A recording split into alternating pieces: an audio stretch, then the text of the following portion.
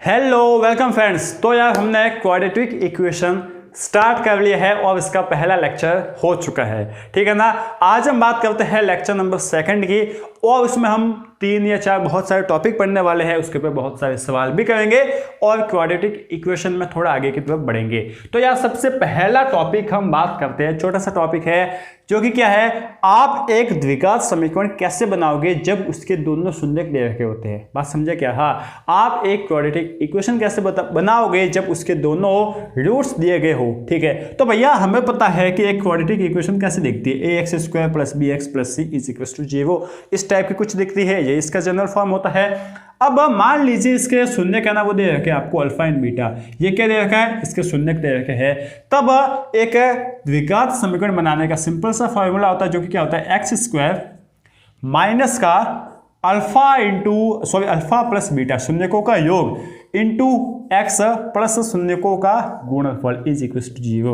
ये सिंपल सा फॉर्मूला क्या है, x² minus alpha plus beta x plus alpha into beta शून्यकों का योग प्लस शून्यकों का गुणनफल, ठीक है ना। ये बात आपको समझ में आ जाती है। इसको हम क्या बोलते हैं, शून्यकों का योग, ठीक है। तो मान लीजिए शून्यकों के योग को हम अल्फा प्लस बीटा जो है ना, इसको हम लिख लेते हैं सम ऑफ रूट्स, ठीक है। और उसके बाद अल्फा इंटू बीटा है ना, उसको हम लिख लेते हैं क्या भैया, प्रोडक्ट ऑफ रूट्स। तो यहां से भैया आपके लिए द्विघात समीकरण का फॉर्मूला जो है वो क्या बन के आ गया, x² minus S x plus क्या बन गया, p = 0। तो ये आपके लिए क्या बन गया है, यह भैया हमारे लिए एक द्विघात समीकरण का फॉर्मूला बन गया है। समझे बात? हाँ, तो इसी बेसिस पर आपको कुछ एक सवाल दिए गए होते हैं, जैसे कि देखिए आपको बोला गया है कि एक द्विघात समीकरण बनाइए जिसके शून्यक, ठीक है ना, जिसके शून्य का -5 और 8 है। अच्छा, आपको अल्फा दे रखा, कोई भी अल्फा ले लीजिए, मान लीजिए अल्फा दे रखा -5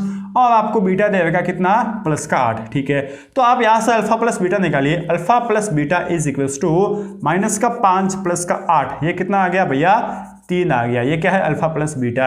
अब यहां से अल्फा इंटू बीटा भी निकालने जाएंगे हम, तो अल्फा इंटू बीटा कितना हो जाएगा, -5 × 8, ठीक है। तो ये कितना हो जाएगा भैया, -40 हो जाएगा। तो अल्फा प्लस बीटा और अल्फा माइनस निकाल, अल्फा इंटू बीटा और अल्फा प्लस बीटा आपने निकाल लिया। अब यहाँ से देखो यार, यहाँ से आप सिंपल ही द्विघात समीकरण बना सकते हो, x² minus sum of roots, शून्यकों का योग कितना है, माइनस टाइम्स शून्यकों का योग कितना है, 3 plus alpha into beta, alpha into beta आपको सॉरी यहाँ पे x लिख लो, ठीक है। और alpha plus alpha into beta आपको कितना मिला, -40, तो -40 आपने रख लिया। तो फाइनली हमें क्या मिल गया, x² माइनस 3x माइनस का 40 = 0। तो यह वो क्या बोला मैंने, यह वो द्विघात समीकरण है जिसके शून्यक है वो क्या है, -5 और 8 है। इस तरीके से आपको होता है, ठीक है। अब 10th क्लास में हमने कुछ ऐसे सवाल भी किए हैं जिसमें क्या बता रखा होता है, देखिए ये तो एक सिंपल सा आपके लिए सीधा साधा एक क्या था, सवाल था। अच्छा, अब आपको 10 में बहुत सारे आपने ऐसे सवाल भी किए होंगे। क्या सवाल, कि भैया देखिए एक द्विघात समीकरण बनाइए या ज्ञात कीजिए जिसके, बात समझना, जिसके शून्यकों का योग, ठीक है ना, शून्यकों का योग, अभी आपको 10th क्लास याद आती है, ठीक है। शून्यकों का योग और गुणनफल, ठीक है ना, शून्यकों का योग और गुणनफल क्रमशः, ठीक है ना, क्या क्रमशः कितना भैया, मान लीजिए आपको बोल लिया क्रमशः 4 और माइनस का, ठीक है ना, 4 और माइनस का 8 है, ये आपको जो है वो बोल दिया गया है। अब यहाँ पर क्या बोला है, अब यहाँ पर आपको जोड़ने की भी जरूरत नहीं है, आपको सीधे बोल दिया गया है कि जो अल्फा प्लस बीटा है ना वो है आपका 4 और अल्फा इंटू जो बीटा है वो आपका कितना है, -8। बस कुछ नहीं करना है, ठीक है। तो यहाँ से हमें फॉर्मूला तो पता ही है क्या है, x² माइनस का SX प्लस का p = 0। अच्छा, तो x² माइनस का s क्या है, शून्यकों का योग, ये आपको 4 दे रखा है इंटू x प्लस शून्यकों का गुणनफल -8 दे रखा है। तो यहाँ से क्या मिल गया, x² माइनस का 4x माइनस का 8 = 0। तो क्या ऐसे सवाल आपने किए थे 10th में, बहुत ही भैया हमने अच्छे से इसको किए थे और यही कुछ मेथड था और हमने अच्छे से कर भी लिए थे, ठीक है। तो यह है आपके एक द्विघात बहुपद बनाना जब उसके शून्यक दे रखे होते हैं। अब थोड़ा और आगे बढ़ते हैं और भैया अब तक हम बात कर रहे थे कि द्विघात बहुपद जो होते हैं उसके 2 शून्यक होते हैं, ठीक है। अब उसके शून्यकों की प्रकृति कैसे होती है भैया, वो कैसे होते हैं शून्यक, ठीक है ना, समझते हो ना, उसकी प्रकृति कैसे होती है, किस तरीके से वो बिहेव करेंगे, उनकी हम बात करने वाले हैं। और उसके लिए हम बहुत से केसेस बनाएंगे, तो अच्छे से आप नोट्स भी बना लीजिए, ठीक है। और मैंने आपके लिए अच्छे से भी नोट्स बना रखे हैं, उसके लिए भी आप बोल सकते हो, ठीक है। तो चलो अब हम बात करते हैं शून्यकों की प्रकृति। बहुत ही अच्छे से लिखना यार, शून्यकों की प्रकृति, ठीक है, शून्यकों की प्रकृति। अब देखिए होगा क्या इस बात को हम समझते हैं। शून्यकों की प्रकृति, मान लीजिए शून्यक अल्फा प्लस बीटा है, इस तरीके से कुछ है, ठीक है ना। आपको भैया एक द्विघात समीकरण दे रखा होता है, क्या है, x² plus bx plus c is equal to 0, यही कुछ दे रखा होता है। और माना कि इसके शून्यक, ठीक है ना, माना कि शून्यक जो है ना वो क्या है, अल्फा एंड बीटा है, अल्फा एंड बीटा है। ये भी बात आप समझते हो, बिल्कुल भैया। डी यहाँ से क्या आ जाएगा, डी आता है भैया b² minus 4 into a into C, ठीक है ना। यही कुछ होता है क्या, बिल्कुल भैया यही कुछ होता है। और यहाँ से हमें ना कुछ एक सिस्टम निकालने वाला, कुछ एक हमें रिजल्ट निकालने वाले। सबसे पहले हम बात करते हैं केस 1 की। केस 1 की क्या बात करते हैं कि हमें जो आपका a b एंड जो c है ना, a b और c क्या है, सबसे पहले भैया ये आपका गुणांक है, ठीक है ना। a x² का गुणांक है, b x का गुणांक है और c कांस्टेंट टर्म है। ये सभी जो है ना क्या है, आपके वास्तविक है। बात समझो यार, ये सभी क्या है, वास्तविक है, ठीक है ना। और अंडर रूट वाली संख्याओं को छोड़कर सभी वास्तविक ही होते हैं। अब आप ये मत बोल लेना कि भैया ये क्या है, भैया देखिए ये अंडर रूट वाली संख्या तो है, लेकिन इसका वैल्यू कितना होता है भैया, 2 होता है। तो ये आपका वास्तविक संख्या है। लेकिन √2 ये आपका क्या है, क्या बोल सकते हैं इसको, हम बोल सकते हैं कि अपरिमेय संख्या, ठीक है। वास्तविक तो है लेकिन ये अपरिमेय है, ठीक है भैया। इस बात को तो हम समझे। तो ये सभी वास्तविक संख्या a b और c। अच्छा, अब यहां से अगर देखिए बात समझना, अगर यहां से जो d है ना, d वो ग्रेटर देन आ जाए 0, d क्या आ जाए, अगर ग्रेटर देन 0 आ जाए, d क्या है b² माइनस 4ac, अगर d ग्रेटर देन 0 आ जाए तो जो शून्यक होंगे ना, शून्यक वो वास्तविक क्या होंगे, वास्तविक और अलग अलग, वास्तविक और अलग अलग। और अलग अलग के लिए एक बहुत ही बड़ा सा शब्द आता है जिसको बोलते हैं हम अद्वितीय। क्या बोलते हैं, अद्वितीय। हम अलग अलग लिखेंगे, अद्वितीय से हम क्या हो जाएंगे, अद्वितीय हो जाएंगे, अलग अलग होते हैं, ठीक है ना। अद्वितीय या बोल सकते हैं अलग अलग होते हैं। बिल्कुल भैया हम समझ चुके हैं कि क्या बात हो रही है। आपको बोल दिया गया है, कोई भी आपको एक द्विघात समीकरण दे रखा होता है। अब आपको बोला जाएगा कि इसके शून्यक कैसे हो गए, आप बताइए। तो आप उसका क्या निकालोगे भैया, डी निकालेंगे। हम उसका क्या निकालेंगे, डी, और चेक करेंगे कि डी 0 से बड़ा है, 0 के बराबर है या फिर 0 से छोटा है। बात समझे। अगर 0 से बड़ा आ जाए तो हम बोलेंगे कि शून्यक वास्तविक तो होंगे और साथ ही साथ अलग अलग भी होंगे।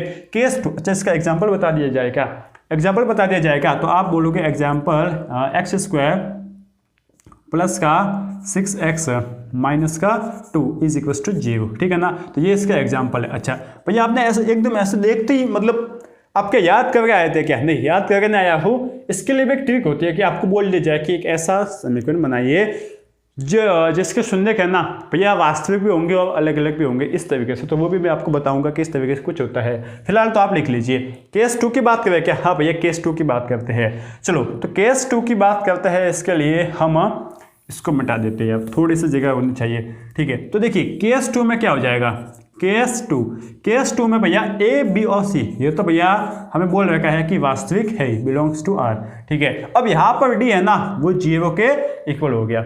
अब देखो यार ये है ना, क्या बोल सकते हैं कि चेंजेबल है, चेंजेबल बोल सकते हैं कि उल्टा भी जा सकता है। उल्टा भी कैसे, आपको बोल दिया गया कि जो द्विघात बहुपद है ना उसके शून्यक वास्तविक है और अलग अलग है, अद्वितीय है। तो इसके लिए आप कंडीशन क्या बना सकते हो, कंडीशन अब यह बना सकते हैं कि डी 0 से बड़ा होगा और ए बी और सी सभी वास्तविक होंगे।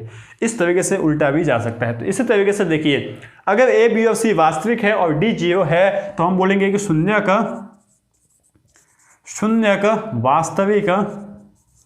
वास्तविक। अब बताइए यहाँ पर क्या होगा, शून्यक वास्तविक और समान होंगे। क्या होंगे, समान, ठीक है ना। शून्यक वास्तविक और समान होंगे। अब ये कैसे होगा भैया, ये बात आप बता ही दीजिए हमें, ये बात बता ही दीजिए हमें। चलो मैं बताता हूँ, ठीक है ना, बताता हूँ। देखिए मान लीजिए आपने ले लिया क्या x², ठीक है, एक्स स्क्वायर, उसके बाद आपने ले लिया माइनस का 4x प्लस का 4 इज इक्वल टू 0। ये आपने जो है वो ले लिया है। बात समझे कि हाँ भैया ये हमने ले लिया है। अब इसका आपने है ना डी निकालो पहले। डी कितना आ जाएगा, बी स्क्वायर माइनस 4 इंटू ए सी, ठीक है ना। एग्जाम्पल में आपको कह रहा हूँ, इस बात को समझना, ठीक है। इस एग्जाम्पल को करवाने के बाद मैं 2-3 और आपको बात बताऊंगा, याद रखनी है, लेकिन उससे पहले इस एग्जाम्पल को समझो। b कितना है भैया, -4 का स्क्वायर माइनस 4 इंटू ए कितना है 1 इंटू बी, सी कितना 4, तो 4 का square 16 minus 16 is equal to 0। तो d आपका 0 आ गया। अब यहाँ से देखो, अब आप बोल सकते हो कि शून्य के वास्तविक और समान होंगे। भैया समान कैसे होंगे, ये बात तो बताइए आप, ठीक है। तो भैया सीधे धनाचार्य हमें क्या कहते हैं कि माइनस का b plus minus root over B square minus 4 ऐसे, मतलब root over D upon 2 into A, ये होता है क्या, हाँ भैया यही होता है भैया। Root over B square minus 4 वैसी, बी स्क्वायर माइनस 4 वैसे कितना होता है भैया डी, ठीक है। अब हमें यहाँ से डी तो कितना मिल गया 0, तो ये तो कुछ काम का है ही नहीं, इतना तो कोई काम का नहीं है भैया। तो हमें मिल गया माइनस का B is equal to sorry minus X is equal to minus का B upon 2a, X is equal to minus का बी अपॉन 2a। अब इसका मतलब क्या हुआ भैया, इसका मतलब क्या हुआ, X is equal to minus का बी अपॉन 2a, ठीक है ना। अब इसका मतलब क्या है कि इसका शून्य एक ही है। अब इसको देखकर तो हम यही पता लगा सकते हैं ना कि इसका शून्य यही होगा, ठीक है ना। जैसे कि यहाँ पर b की वैल्यू आप रखो, b की वैल्यू हमने रखी, तो b की वैल्यू हमें कितनी दी गई है, देखिए आप थोड़ा सा और आगे बढ़े तो b की वैल्यू हमें दी गई है माइनस का 4 अपॉन 2 इंटू ए की वैल्यू 1 दी गई है। यही दिया गया है कि हाँ b माइनस का 4 है। तो यहाँ से x हमें कितना मिल गया है भैया, 4 में 2 का भाग दिया, माइनस का 2 और माइनस आगे है तो प्लस का 2, तो x इज इक्वल टू 2 आ गया, x इज इक्वल टू आ गया 2। तो क्या इसका एक ही शून्य होगा क्या, नहीं भैया। हमने पढ़ रखा है कि कोई भी आपका बहुपद हो, उसकी जितनी घात होती है, उसकी जितनी डिग्री होती है, उतने ही उसके शून्य होते हैं। और यहाँ पर x का मान 2 ही आया, इसका मतलब क्या है कि इसके 2 शून्य के, x is equal to 2 and x is equal to 2, ठीक है। अगर ये बात आपको फिर भी समझ में नहीं आती है तो इसको देखो कैसे भैया, x माइनस 2 का होल स्क्वायर क्या होता है, x माइनस 2 का होल स्क्वायर होता है x square minus 4x plus का 4, यही होता है क्या। और यही लिख रखा है क्या, बिल्कुल भैया यही लिख रखा है। और x माइनस 2 के होल स्क्वायर, ठीक है ना, आपको ये बोल दिया कि x माइनस 2 का होल स्क्वायर है इज इक्वल टू 0 है। इसका आप शून्य बताइए तो आप क्या बोलोगे भैया, हम बोलेंगे कि देखिए x माइनस 2 शून्य को हमने हटा दिया तो x is equal to 2, x minus 2 is equal to 0 आ गया, तो यहाँ से x का मान आ गया 2, ठीक है भैया ये होगा। तो क्या आप ये बोलोगे कि इसका एक शून्य का, नहीं, इसके 2 शून्य का, क्योंकि यह द्विघात समीकरण थी और इसके 2 शून्य कौन से हो जाएंगे, एक जैसे। इसका मतलब बात समझना, इसका मतलब जब भी d 0 हो जाए ना, उसके शून्य वास्तविक और समान होंगे, और उसके शून्य क्या होंगे, उसके शून्य होंगे भैया फॉर्मूला में मिल गया है क्या, माइनस का b अपॉन 2a, ठीक है ना। तो उसके शून्य होंगे और शून्यक, ठीक है ना, और शून्यक क्या होंगे, शून्यक x लिख लूँ क्या, हाँ भैया लिख लो x, तो शून्यक हो जाएंगे माइनस का b अपॉन 2a, ठीक है। तो इस बात को हम याद रख लेंगे क्या, हाँ भैया याद तो हमें रख ही लेंगे, ठीक है ना। इस तरीके से आपको करना है, तो ये इसके शून्यक भी आएंगे। बात समझ में आ गया, हाँ भैया हमें बात समझ में आ ही गया है, ठीक है। तो आगे बढ़े क्या हम, चले तो आगे बढ़े और भैया केस नंबर हम लेते हैं 3rd, ठीक है। इससे देखिए यार ये थोड़ा सा आपको समझने वाला पार्ट है और थोड़ा सा याद करने वाला भी है, लेकिन इसके बाद चलना आपके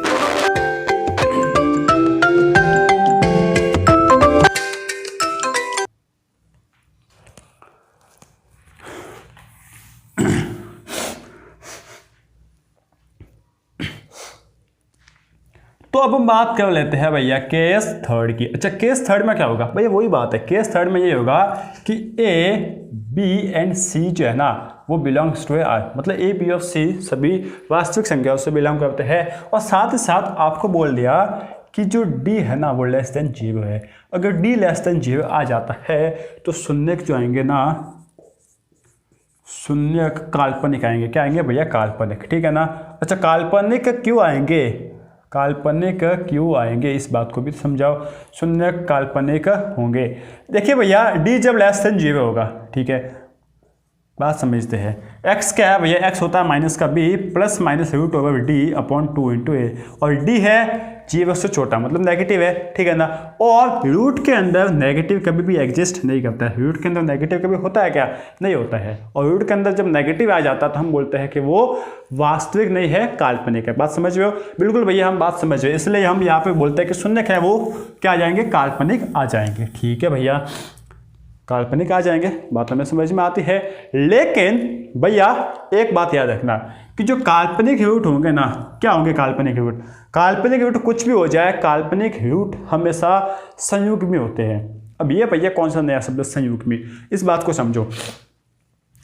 संयुग्मी देखिए इसको लिख सकते हैं क्या? हाँ, काल्पनिक रूट काल्पनिक शून्यक हमेशा संयुग्मी होते हैं, ठीक है ना, हमेशा संयुग्मी होते हैं। अच्छा, इस बात को भी समझते हैं कि संयुग्मी क्या होता है, ठीक है भैया, इस बात को भी हम समझते हैं, ठीक है। मतलब अगर एक रूट, ठीक है ना, इसका और मतलब मैं आपको पहले लिखवाता हूँ। अगर एक शून्यक, बहुत ही काम की चीज़ है यार, ठीक है ना, ऐसे ही नहीं लिख रहा हूँ, बहुत ही काम की चीज़ है। अगर एक शून्यक p प्लस आयोटा q है, अब भैया ये आयोटा क्या है? आयोटा हम कॉम्प्लेक्स नंबर सम्मिश्र संख्या में पढ़ोगे, फिलहाल इसको समझ लो कि यह i जो है ना, इसको बोलते हैं आयोटा।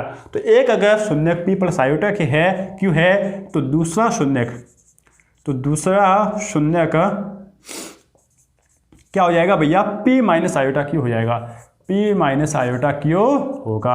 बात समझा क्या? हाँ भैया, बात हम समझ गए हैं कि एक अगर p प्लस आयोटा q है तो दूसरा p माइनस आयोटा q होगा, और इसी को बोलते हैं संयुग्मी, ठीक है ना, एक दूसरे के ये संयुग्मी है। अच्छा, ऐसा होता क्यों है? चलो लेते हैं क्या हम एग्जाम्पल। भैया एग्जाम्पल के सिवा गणित कुछ है ही नहीं, ठीक है। तो हमने ले लिया एग्जाम्पल एक्स स्क्वायर, ठीक है, एक्स स्क्वायर मान लीजिए हमने ले लिया प्लस का 2x और या फिर माइनस का ले लेता, ठीक है, माइनस का 2x प्लस का 4, ये हमने ले लिया, बिल्कुल इज इक्वल टू 0। अब यहाँ से देखिए डी हम देखते हैं, डी हो जो है क्या हो जाएगा? बी स्क्वायर माइनस का 4 इंटू ए इंटू सी, ठीक है। बात समझना यार, बी कितना है? माइनस का 2, इसका होल स्क्वायर माइनस का 4 इंटू ए कितना 1 और सी कितना है 4, ठीक है। तो यहाँ से देखो यार, डी कितना आ गया? डी है वो आ गया है 4 माइनस 16, डी आ गया है माइनस का 12, डी क्या है? वो आ गया है नेगेटिव लेस देन आ गया है 0। डी नेगेटिव आ गया, इसका मतलब इसके रूट होंगे काल्पनिक, और काल्पनिक रूट हमेशा संयुग्मी होते हैं। ये बात भी आपको आती है समझ में, ठीक है। तो अब देखो एक छोटी सी बात यार नोट कर लो आप, ठीक है ना। वैसे तो हम सम्मिश्र संख्या में पढ़ोगे कि जो आयोटा होता है ना, उसको बोलते हैं माइनस का 1, अंडर रूट के अंदर माइनस का 1 होता है ना, उसको हम बोलते हैं आयोटा। कॉम्प्लेक्स नंबर में हम पढ़ेंगे, लेकिन फिलहाल के लिए थोड़ा सा समझ लो, याद कर लो कि ये होता है, ठीक है। अच्छा, अब हम निकालने जाते हैं एक्स। द्विनाचार्य का द्विनाचार्य के सूत्र का यूज करते हैं, माइनस का B plus minus root over D upon 2 into A, यही होता है क्या? बिल्कुल भैया। तो एक्स आपका क्या आ गया? देखिए माइनस का बी आपका कितना है भैया? बी है आपका माइनस का 2, ठीक है, plus minus root over D आपका कितना आ गया है भैया? माइनस का 12 अपॉन 2 इंटू ए आपको कितना दे रखा? 1 दे रखा है, ठीक है। इसको वापस सॉल्व किए करने जाए तो देखिए प्लस का 2 प्लस माइनस रूट ओवर 12, ठीक है ना। देखिए इसको आप ऐसे लिख सकते हैं क्या? रूट ओवर माइनस का 1 इंटू रूट ओवर 12, हाँ भैया लिख लो ना, क्या जाता है, ठीक है, हमने लिख लिया अपॉन 2, ये आपने लिख लिया है, समझ में आ गया है, ठीक है। अब देखो यार होगा क्या, इसको मैं यहाँ पे लिखता हूँ, ठीक है, बात समझ लोगे? हाँ। अब देखो होगा क्या यार, यहाँ पर जो है ना बहुत ही बढ़िया काम होगा। यहाँ पर x is equal to 2 plus minus root के अंदर जो -1 है इसको हम बोलते हैं आयोटा। तो आयोटा रूट 12 डिवाइड बाई 2, ठीक है। अब 12 को मैं थोड़ा सा और सिंपल लिख सकता हूँ। 12 को हम लिखते हैं 2 इंटू रूट 3, ठीक है ना। क्या लिखते हैं? अंडर रूट 12 को 2 रूट 3 लिखते हैं, और 2 हमने कॉमन लेकर काट लिया, ठीक है ना। बात आ गई समझ में? हाँ, तो यहाँ पे बच गया 1। तो हमें x फाइनली क्या मिला है? 1 प्लस माइनस आयोटा रूट 3, ये हमें मिल गया है x। क्या मिल गया है? x 1 plus minus iota under root 3, ठीक है ना। अब ये क्या आपके शून्यक आ गए। अब देखो यार, मैंने ये क्यों बोला कि शून्यक जो है, जो काल्पनिक शून्यक होते हैं ना, वो हमेशा संयुग्मी होते हैं। क्यों बोला है? एक शून्यक क्या है भैया? एक शून्यक है ना, हमें एक शून्यक मिला है x 1 प्लस आयोटा रूट 3, यही मिला है क्या एक शून्यक। तो दूसरा शून्यक क्या है? दूसरा शून्यक भैया 1 minus iota root 3, 1 minus iota root 3, ठीक है ना। तो एक शून्यक अगर p प्लस आयोटा q है तो दूसरा शून्यक p माइनस आयोटा q होगा, और हमेशा ये ऐसे ही होगा। बात समझो, मतलब चेंज किसका होगा? p और q तो सेम ही होंगे, चेंज होगा प्लस और माइनस का। बात समझ सकते हो? तो संयुग्मी का मतलब आपको समझ में आ गया होगा, अच्छे से आ गया ना। हाँ, तो इस बात को आपको याद रखना है कि अगर d लेस देन 0 है तो शून्य काल्पनिक होंगे, और काल्पनिक शून्यक हमेशा संयुग्मी होते हैं। संयुग्मी का मतलब यही होता है कि अगर एक शून्यक p प्लस आयोटा q है तो दूसरा शून्यक p माइनस आयोटा q हो जाएगा, ठीक है। चलो, तो ये आपके 3 केस हो गए। एक केस और लेते हैं भैया एक केस और लेते हैं, थोड़ा बड़ा सा केस है, इसको भी समझते हैं। ये एग्जाम्पल को आप लिखते जाना वीडियो को पॉज करते हुए, ताकि आपको समझ में आता जाए, ठीक है। चलो तो फोर्थ केस लेते हैं, बहुत ही बढ़िया वाला केस है, बहुत ही बढ़िया वाला केस है यार, इसमें भी आपको आएगा मजा। कैसा मजा आएगा देखते हैं। हम बात करते हैं for d is greater than 0 के लिए, d is greater than equals to 0 के लिए हम हमेशा बात करते हैं, किसकी बात करते हैं यहाँ पर, d is greater than equals to 0 के लिए। अब हम बात करते हैं केस 4। केस 4 किसके लिए भैया, ये बात समझना, केस 4 सिर्फ d is greater than equals to 0 के लिए ही है, लेस देन 0 के लिए तो हमने बोल दिया कि वो काल्पनिक होगा, ठीक है। अब देखो इसके लिए हम बात करने जाए तो आपको बोल दिया गया है कि एक कोई क्वाड्रेटिक है क्या, ax square plus B X plus C is equal to 0, और अगर a b and c belongs to q होंगे। अच्छा ये बात भैया क्या है, a b and c belongs to q, अगर a b और c रेशनल नंबर होंगे। अब रेशनल नंबर भैया क्या होते हैं, रेशनल नंबर वो होते हैं जिसको हम p बाई क्यू के फॉर्म में लिख सकते हैं। तो इरेशनल अपरिमेय संख्या कौन सी होगी जिसको p बाई क्यू के फॉर्म में नहीं लिख सकते, जैसे कि √2, √3, √2, ये जो है वो क्या है, अपरिमेय संख्या है। क्या है, अपरिमेय संख्या, क्यू बार है। अच्छा परिमेय संख्या 1, 10 कुछ भी जो है ना वो क्या है, आपकी परिमेय संख्या है, ठीक है। तो अगर a b एंड c परिमेय संख्या है, ये बात आप समझ गए, ठीक है। अगर a b एंड c परिमेय संख्या है तो भी इसके अंदर हम केस लाते हैं। सबसे पहला केस d अगर बोल सकते हैं d अगर परफेक्ट स्क्वायर है, ठीक है ना, परफेक्ट स्क्वायर। अच्छा परफेक्ट स्क्वायर का मतलब भी आप समझते होंगे कि, चलो मैं इसको समझा दूंगा, d अगर परफेक्ट स्क्वायर है, इसको यार अच्छे से हिंदी में लिखते हैं, इंग्लिश में समय का नहीं, d अगर पूर्ण वर्ग है, क्या है, पूर्ण वर्ग। d अगर पूर्ण वर्ग है तो आपके जो शून्य का आएंगे ना, शून्य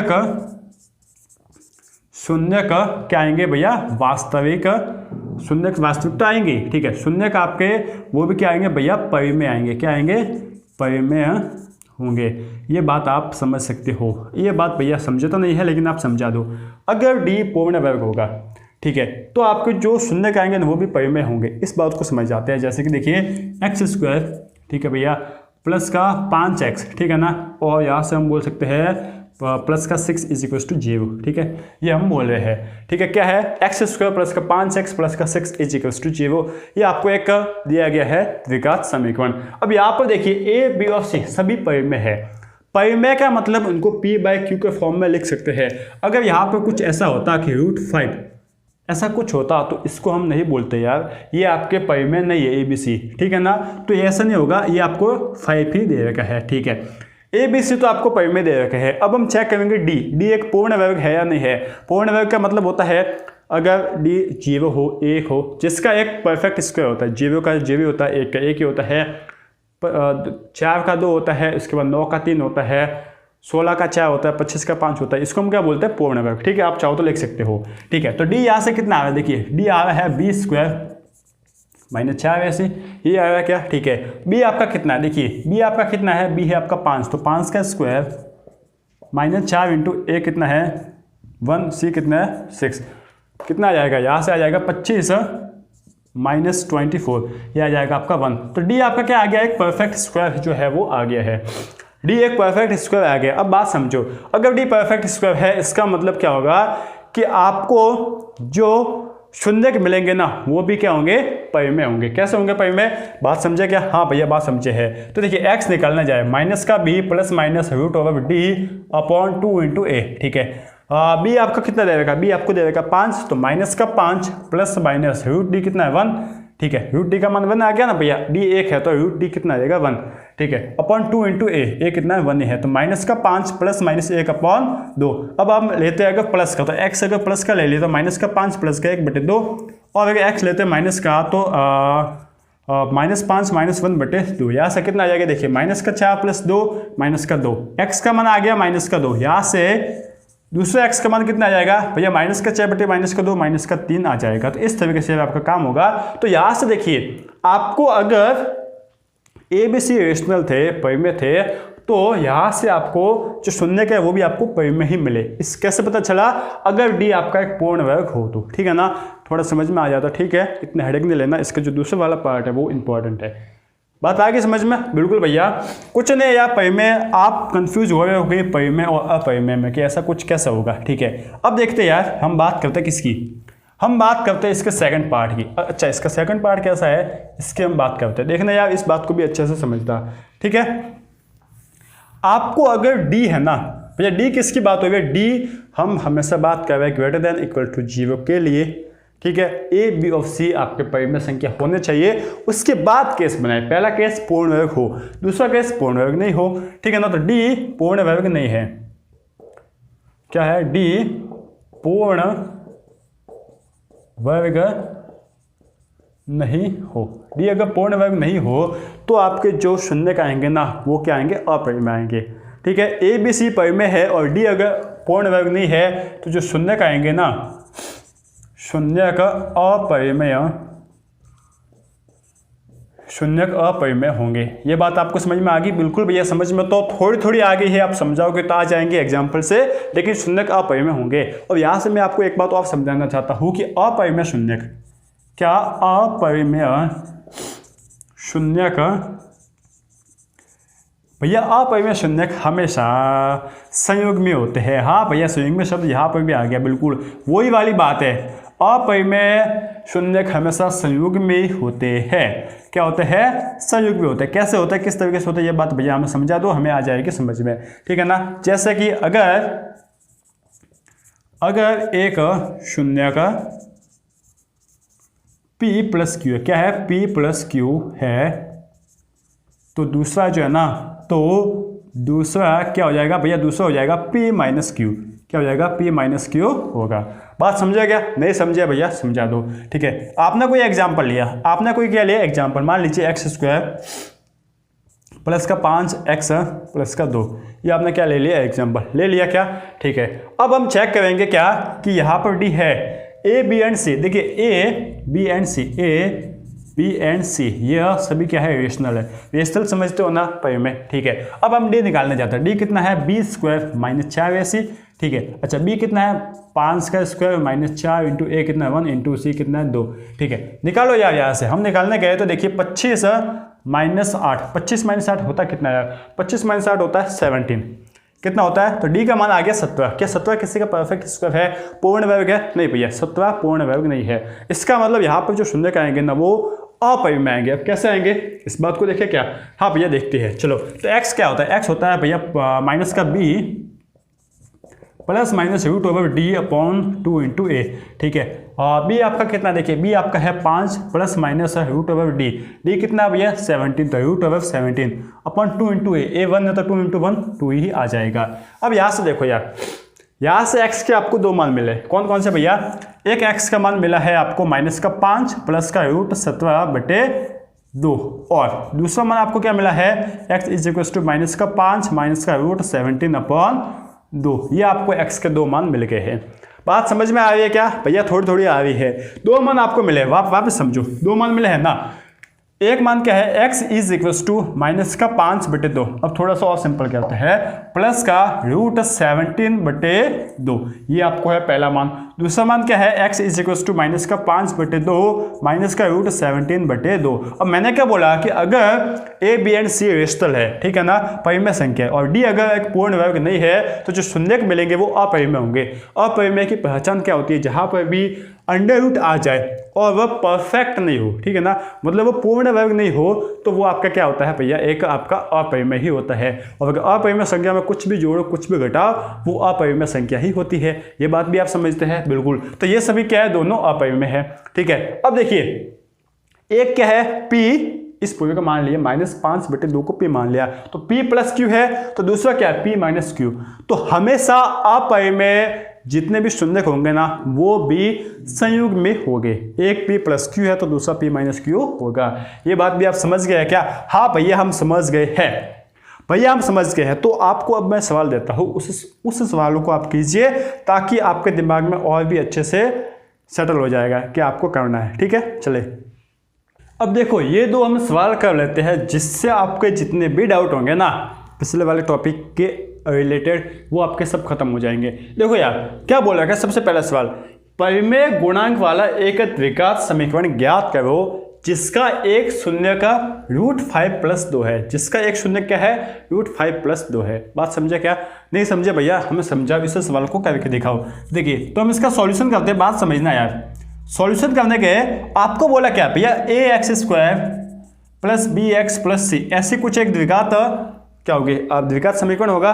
ठीक है, अब उसका बोला कि जो इसके परिमेय जो गुणांक होंगे ना a, b एंड c, वो क्या होना चाहिए परिमेय, वो क्या होना चाहिए परिमेय। तो आप केस 4 में आओ, जब a, b और c परिमेय होते हैं तो दो ही केस पॉसिबल है, या तो d आपका पूर्ण वर्ग आ जाए या फिर d आपका क्या आ जाए, पूर्ण वर्ग नहीं हो जाए। अगर d पूर्ण वर्ग होगा तो जो उसके दोनों शून्य आएंगे ना वो भी परिमेय होंगे, ये बात आप समझे। और अगर आपका d पूर्ण वर्ग नहीं होगा तो जो शून्य आएंगे वो क्या आ जाएंगे, अपरिमेय। ठीक है, अगर अब आपको बोला है यहाँ पर d के बारे में कोई जानकारी नहीं दी कि d आपका पूर्ण वर्ग है या नहीं है, लेकिन आपको एक शून्य दे रखा है जो कि क्या है √5 + 2। इसका मतलब क्या हुआ, देखिए समझना यार, ठीक है ना। इसका मतलब यह हुआ √5 + 2, यह एक अपरिमेय संख्या है। कैसे है भैया, √5, यह एक √5 है ना, 5 एक पूर्ण वर्ग नहीं है, और √5 अगर आपकी अपरिमेय संख्या तो इसमें कुछ भी जोड़ो कुछ भी घटाओ, ये पूरी संख्या आपकी क्या बन जाएगी, अपरिमेय बन जाएगी। अब यह पूरी एक शून्य है वो अपरिमेय है, तो दूसरा शून्य भी क्या हो जाएगा, अपरिमेय। क्यों होगा, क्योंकि अपरिमेय शून्यक हमेशा क्या होते हैं भैया, संयुग्मी होते हैं। अगर एक शून्य का p + q है तो दूसरा शून्य p - q होगा। क्या यह बात आप समझ रहे हो? हाँ भैया यह बात हम समझ रहे हैं। बात आ रही है समझ में क्या? हाँ भैया बिल्कुल अच्छे से मैं समझ में आ रहा है, ठीक है ना, बात समझ रहे हो ना। ठीक है, तो देखिए यहाँ से क्या हो जाएगा, आपको एक शून्य दे रखा है, एक शून्य का जो है वो क्या दे रखा है, वो आपको दे रखा है 2 + √5, ये आपको एक शून्य दे रखा है। अच्छा, इस शून्य को देखकर हमने पता लगाया कि यह शून्य अपरिमेय है, और अपरिमेय शून्य तो उनका ही आता है जिनका d पूर्ण वर्ग नहीं होता है। बात समझ गए बस। और अगर अपरिमेय शून्य है तो इसका एक संयुग्मी होगा, वो संयुग्मी कौन सा है, इसका दूसरा शून्य कौन सा है, तो दूसरा शून्य हम निकालने गए, दूसरा शून्य हमने पहले शून्य को देखकर ही निकाला, तो दूसरा शून्य क्या हो जाएगा भैया, p + q है तो यह आ जाएगा p - q, ये हो जाएगा क्या, हाँ भैया p + q एक है तो दूसरा हो जाएगा p - q। बात समझे क्या? बिल्कुल भैया हम समझ चुके हैं। ठीक है, अब ये दो शून्य आ गए, अल्फा आ गया बीटा आ गया, तो अब अल्फा + बीटा निकाल ले। क्या अल्फा + बीटा कितना हो जाएगा, अल्फा + बीटा हो जाएगा भैया 4, अल्फा + बीटा कितना हो जाएगा 4 हो जाएगा। कैसे हो जाएगा भैया, समझा तो दो।